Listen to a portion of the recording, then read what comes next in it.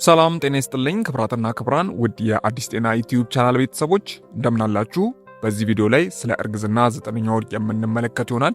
በእርግዝና ጉዞ ውስጥ 9ኛ ወር የመጨረሻው በጣም አስደሳችና በጉጉት የሚጠበቅ ጊዜ ነው። በዚህ ጊዜ ዝግጅታችሁን ጨርሳችሁ ልጃችሁን ለማቀፍ ጥቂት ቀናት ብቻ ይቀራችኋል። ነገር ግን በዚህ ወር የምታደርጉት እያንዳንዷ ጥንቃቄና የምትመገቡት ምግብ ለእናንተም ሆነ ለልጃችሁ ጤንነት ወሳኝ ነው። እናም በዚህ ቪዲዮ ላይ በእርግዝና 9ኛ ወር ላይ በፍጹም መመገብ የሌለባችሁ ምግቦችን፣ የግድ ልትመገቧቸው የሚገቡ ምግቦች፣ በቤት ውስጥ ልታደርጓቸው የሚገቡ ጥንቃቄዎችንና በዚህ ወር አጠቃላይ የጽንሱ እድገት ምን ደረጃ ላይ እንደሚገኝ በዝርዝር የምንመለከት ይሆናል። ከዛ በፊት ሁላችሁም ይህንን ቪዲዮ ላይክ በማድረግ ጀምሩ። እንዲሁም ለዚህ አስተማሪ ቻናል አዲስ ከሆናችሁ ሰብስክራይብ በማድረግ ቤተሰብ ሁኑ። አሁን በቀጥታ ወደ ጉዳይ ሳልፍ እንግዲህ በ9ኛ ወር ላይ በፍጹም መመገብ የሌለባችሁ ምግቦችን እንመለከታለን። በዚህ ወር ማህፀን በጣም ስለተለጠጠና የምግብ መፈጨት ስርዓት ስለሚዘገይ አንዳንድ ምግቦችን በፍጹም ማስወገድ ወይም ደግሞ መመገብ ማቆም ይኖርባቸዋል። ከዚህ ውስጥም የመጀመሪያው ጥሬ ወይም ደግሞ በደንብ ያልበሰለ የምግብ አይነቶች ናቸው። ማለትም እንደ ክትፎ፣ ጥሬ እንቁላልና ጥሬ አሳ ያሉ ምግቦች ናቸው። ጥሬ ስጋ ወይም ደግሞ በደንብ ያልበሰሉ ምግቦች በውስጣቸው ሳልሞኔላና ቶክሶፕላዝማ የተባሉ አደገኛ ባክቴሪያዎችን ይይዛሉ። እነዚህ ባክቴሪያዎች ለእናትየው ላይ በረጅም ጊዜ የሚቆይ የተቅማጥና የሆድ ህመም የሚያስከትሉ ሲሆን በወሊድ ወቅትም ወደ ጽንሱ የመሸጋገር አደጋ አላቸው ማለት ነው። ስለዚህ እነዚህን ምግቦች በጭራሽ መመገብ የለባችሁ ማለት ነው።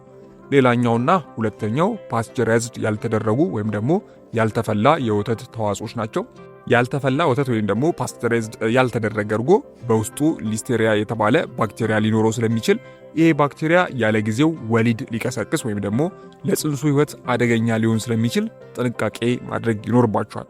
ሌላው ካይፊን ያላቸው መጠጦች ናቸው። ካይፊን ያላቸው መጠጦች ማለትም እንደ ቡና፣ ኃይለኛ ሻይና ኢነርጂ ያሉ የሚሰጡ መጠጦች አደገኛ ናቸው። እንግዲህ በ9ኛ ወር የልጃችሁ የልብ ምት ተፈጥሯዊ በሆነ መንገድ ከፍተኛ ነው። አብዝቶ ቡና ወይም ደግሞ ሻይ መጠጣት የጽንሱን የልብ ምት አላስፈላጊ በሆነ መንገድ ይጨምራል።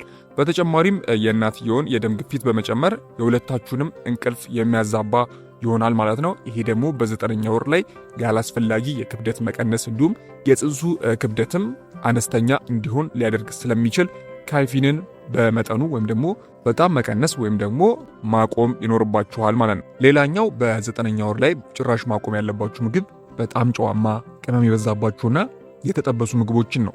በዚህ ወር ላይ የቃር ህመም ወይም ደግሞ ሀርት በርን የምንለው እና የሆድ እብጠት በከፍተኛ ሁኔታ ይጨምራል። ቅመም ያላቸውና የተጠበሱ ምግቦች የጨጓራ አሲድን ወደ ላይ በመመለስ ከፍተኛ ምቾት ማጣት ይፈጥራሉ። ጨዋማ ምግቦች ደግሞ የሰውነት እብጠትንና የደም ግፊትን ያባብሳሉ። ስለዚህ ማንኛውም ጨው የበዛባቸው ምግቦች፣ ቅመም የበዛባቸውና የተጠበሱ ምግቦችን ማቆም አስፈላጊ ነው። ቀጣዩን የመጨረሻው አልኮልና በጋዝ የበለጸጉ ለስላሳ መጠጦችን ማቆም አስፈላጊ ነው። አልኮል በጽንሱ የአእምሮ እድገት ላይ ቀጥታ የሆነ ጉዳት ያደርሳል። ለስላሳ መጠጦች ደግሞ አላስፈላጊ ስኳርና ጋዝ ስለሚፈጥሩ የሆድ መነፋትን ያባብሳሉ።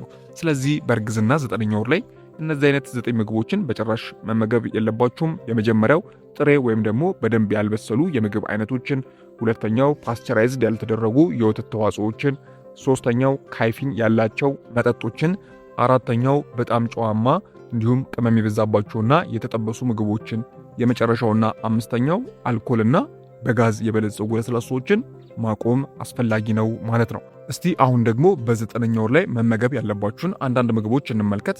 እነዚህ ምግቦች ለእናንተ ጥንካሬ የሚሰጡና ህፃኑን ለወሊድ ዝግጁ እንዲሆን የሚረዱ ምግቦች ናቸው። የመጀመሪያው በአይረን የበለጸጉ ምግቦች ናቸው። ማለትም እንደ ስፒናች፣ ቆስጣ፣ ቀይ ስጋ፣ ምስርና አተር ናቸው። በወሊድ ወቅት የተወሰነ የደም መፍሰስ ስለሚኖር ሰውነታችሁ በቂ የደም መጠን ሊኖረው ይገባል። አይረን በደም ውስጥ የሚገኘውን ሄሞግሎቢን በመጨመር እናቲቱን ለወሊድ ዝግጁ ያደርጋታል። የጽንሱንም የአእምሮ እድገት ይደግፋል ማለት ነው።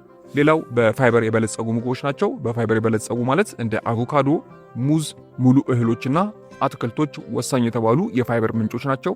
በ9ኛ ወር ማህፀን አንጀት ላይ ስለሚጫን የሆድ ድርቀት በጣም የተለመደ ነው። በቀን ውስጥ በፋይበር የበለጸጉ ምግቦችን መመገብ የምግብ መፈጨትን በማፋጠን ድርቀትና የኪንታሮት ህመምን የሚከላከሉ ይሆናል ማለት ነው። ስለዚህ በ9ኛ ወር ላይ የግድ በፋይበር የበለጸጉ ምግቦችን እንደ አቮካዶ፣ ሙዝ፣ ሙሉ እህሎች እና አትክልቶች እንዲሁም የተለያዩ ፍራፍሬዎችን ማዘወተር ይኖርባቸዋል ማለት ነው። ቀጣዩ ያው በካልሲየም የበለጸጉ ምግቦች ናቸው። በካልሲየም ማለት እንደ የተቀቀለ እንቁላል፣ የአይብ እርጎና የበሰለ ወተት ወሳኝ የተባሉ የካልሲየም ምንጭ ናቸው። ሕፃኑ በየደቂቃዎችና በሰዓታት ውስጥ አጥንቶቹ እየጠነከሩ ይሄዳሉ። በቂ ካልሲየም ካልወሰዳችሁ ሕፃኑ ከእናቱ አጥንት ላይ ካልሲየም ስለሚስብ እናቲቱ ለወደፊት የአጥንት መሸርሸር ልትጋለጥ ትችላለች ማለት ነው። ስለዚህ ለእናንተም ለወደፊት ለልጃችሁም ስትሉ ካልሲየምን ማዘውተር አስፈላጊ ነው ማለት ነው።